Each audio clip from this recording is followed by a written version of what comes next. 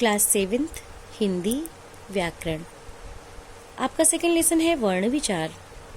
तो कल हम लोगों ने पढ़ा स्वरों की मात्राएं, अनुनासिक, अनुस्वार, विसर्ग, और अब हम देखते हैं अन्य ध्वनियाँ।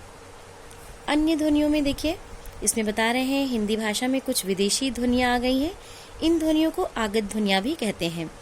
इन ध्वनियों को पहचानने के लिए कुछ चिन्हों का प्रयोग किया गया है। देखिए, एक छोटी सी तालिका इसमें बनाई गई है और ये एक तरफ शब्द है, एक तरफ ये भाषा है, और ये उच्चारण और लिखना बताए हैं, और इसमें एक तरफ ये विशेष चिन्ह बताए हैं। तो देखिए, पहला शब्द है आपका, ये बताए हैं उदाहरण के रूप में कॉपी। कॉपी, ये कॉपी की भाषा क्या है? अंग्रेजी। इसका उच्चारण हम कैसे करते हैं? Copy, copy. और लिखते हैं हम, ये देखिए, इसमें हम अर्धचंद्र लगा देते हैं, तो इसका ये विशेष चिन्ह हुआ अर्धचंद्र। दूसरा शब्द है डॉक्टर। ये किस भाषा का है? अंग्रेजी भाषा का है। इसका हम उच्चारण कैसे करते हैं?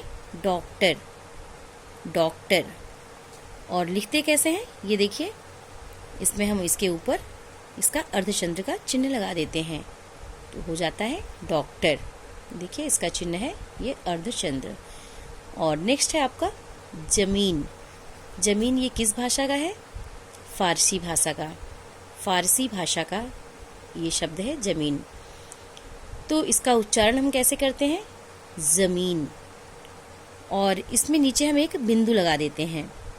इसका जो ये चिन्ह होता है, इसमें देखिए वर्ण के नीचे हम एक बिंदु लगा देते हैं, तो ये हो जाता है जमीन। इसका उच्चारण हम करते हैं जमीन। और अब हम आगे देखते हैं संयुक्त व्यंजन। संयुक्त व्यंजन देखिए, ऐसे व्यंजन जो दो भिन्न व्यंजनों के योग से बनते हैं, उन्हें संयुक्त व्यंजन कहते हैं। संयुक्त व्यंजन निम्नलिखित हैं, जैसे ये है आपका श्रा है, त्रा है, छा है, और ये ज्ञा है। तो देखिए, श्रा कैसे बनता है? ये श्रा बनता है शा धन रा से। शा और रा से ये श्रा बनता है, जैसे श्रम, परिश्रम, आश्रम, विश्राम आदि। और त्रा कैसे बनता है? त्रा देखिए, ता में नीचे हम हलंत लगा दिए हैं, तो ये आधा हो जाता है, धन रा हो गया त्रा। तो ये दो व्यंजन वर्णों से मिलके त्रा बनता है। तो जैसे पत्र, मित्र, त्रिकोण, त्रिशूल आदि। छा कैसे बनता है? इसको देखिए, का, इसमें नीचे हम हलंत लगा दिए, तो ये आधा हो गया, धन शा। तो ये दोनों व्यंजन वर्ण मिलके छा बन गया। तो इससे बने शब्द जैसे क्षत्रिय, क्षमा, वृक्ष, क्षमता आदि।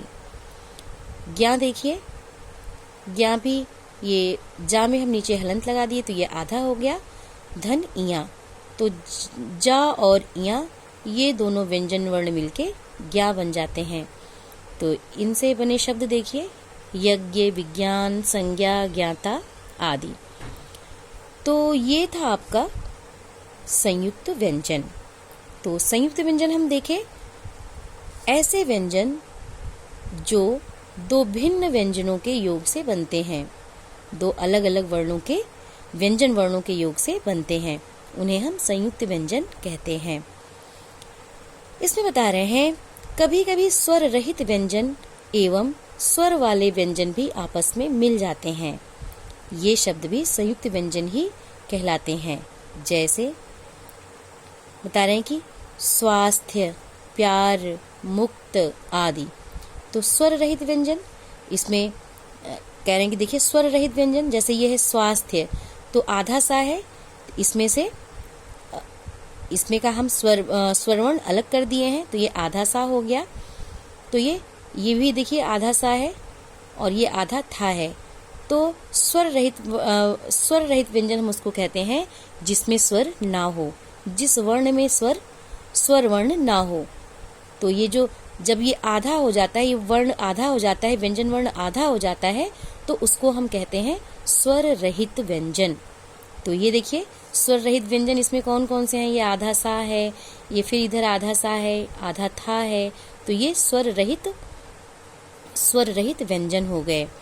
तो इसमें बता रहे हैं कभी कभी स्वर रहित व्यंजन एवं स्वर वाले व्यंजन भी आपस में मिल जाते हैं, तो ये शब्द भी संयुक्त व्यंजन ही कहलाते हैं। तो अब हम देखते हैं द्वित्व व्यंजन। द्वित्व व्यंजन में देखिए, एक जैसे दो व्यंजन, एक जैसे दो व्यंजन जब आपस में मिले तो उन्हें द्वित्व व्यंजन कहते हैं। जैसे ये देखिए, क धन क बराबर देखिए चक्का मक्का। तो इसमें क्या होता है, इसमें एक स्वर रहित होता है और एक स्वर सहित होता है। तो कहने का मतलब है कि एक देखिए, एक का ये आधा है, इसमें हम हलंत लगा दिए हैं, तो इस वर्ण में से स्वर वर्ण निकल गया है, तो ये बन गया ये आधा का, और एक ये पूरा का है, तो ये दोनों मिलके यहाँ पे ये इस तरह से शब्द बन गया चक्का। ये देखिए, च धन च, तो ये बन गया बच्चा। फिर ला धन ल, बिल्लू पल्लवी आदि, तो इस तरह से ये बन गया। तो कहने का मतलब है, एक जैसे दो व्यंजन जब आपस में मिले तो उन्हें द्वित्व व्यंजन कहते हैं। एक स्वर रहित होता है और एक स्वर सहित वर्ण होता है। तो आज बस इतना ही, आगे कल। आज आपका होमवर्क है, ये जो भी कुछ मैं आपको अभी पढ़ाई समझाई, आप उसको फिर से अच्छे से पढ़ेंगे और समझेंगे भी। Thank you.